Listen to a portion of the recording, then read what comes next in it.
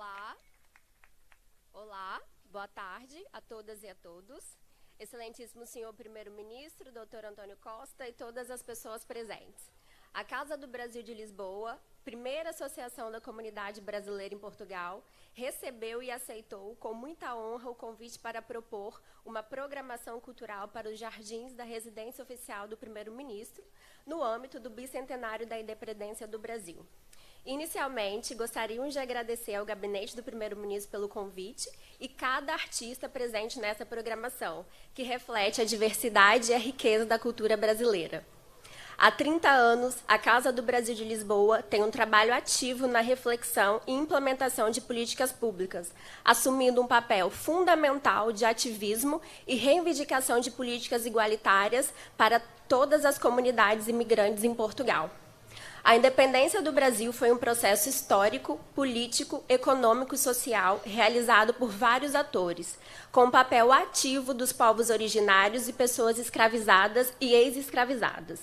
Atualmente, após 200 anos, ainda é necessário a construção de um Brasil para todas as pessoas, independente da cor, do gênero, da condição social, da religião ou da nacionalidade. E ainda é preciso fortalecer a nossa democracia atualmente tão fragilizada. Ao longo desses anos de relação entre Brasil e Portugal, desenvolveu-se de várias formas essa proximidade, horas mais próximos, horas com alguns desafios devido à língua, aos traços culturais e à história, principalmente. A imigração é uma das formas através da qual a relação entre os dois países se reafirma cotidianamente. Atualmente, a comunidade brasileira é a mais representativa em Portugal. E do outro lado do Atlântico, muitos portugueses e portuguesas escolheram o Brasil para viver.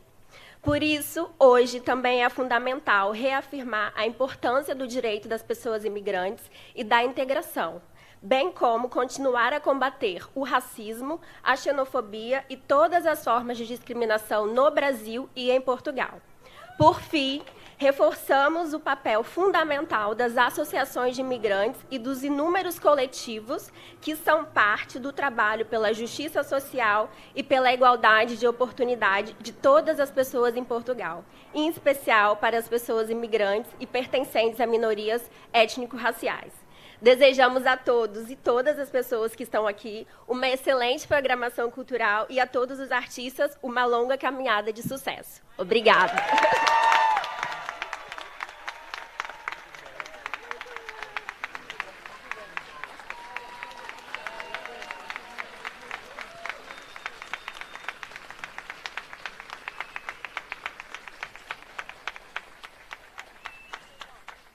Vai usar da palavra o Sr. Primeiro-Ministro António Costa.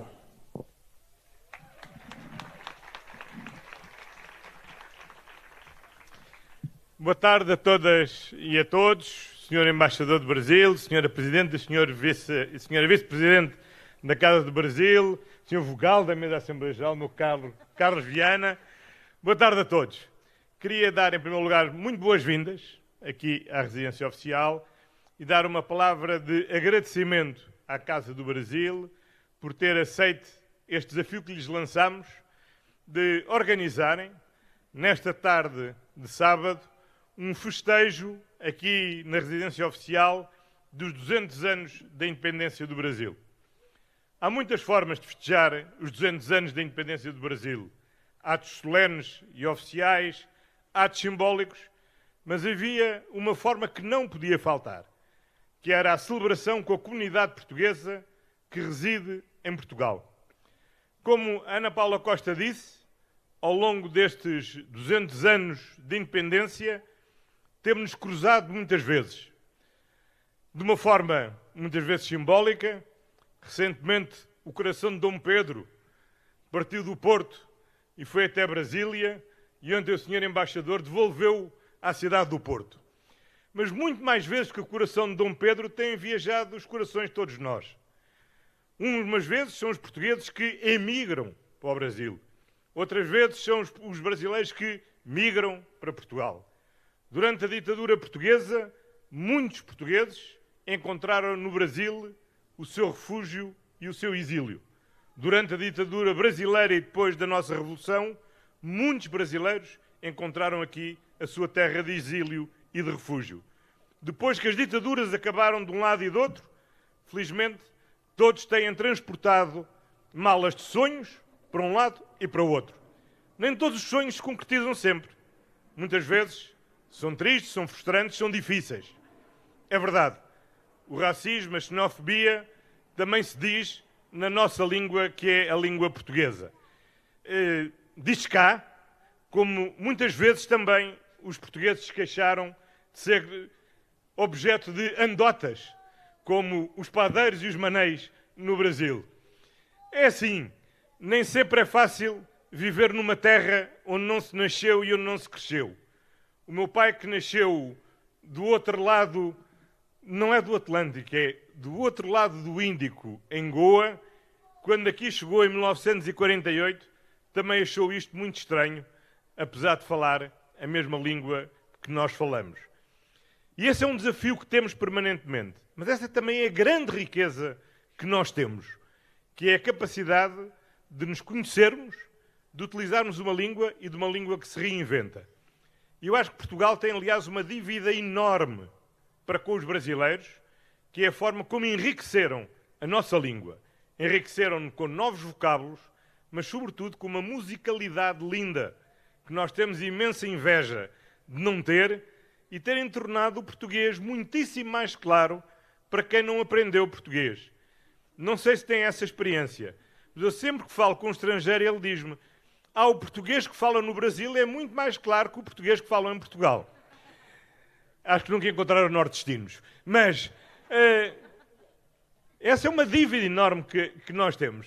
E eu acho que é esse desafio que nós, quando celebramos os 200 anos que passaram, é sobretudo uma enorme vontade de imaginar aquilo que juntos vamos poder fazer durante os próximos 200 anos e os 200 anos que se hão de suceder a estes 200 anos.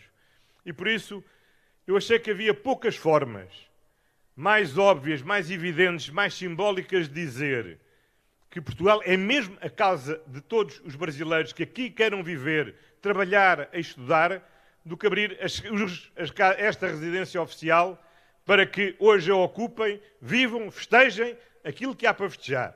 A independência do Brasil, a liberdade do Brasil, a democracia do Brasil e o futuro do Brasil. Viva o Brasil! Muito bem e muito obrigado pelo que fazem por Portugal. Muito obrigado.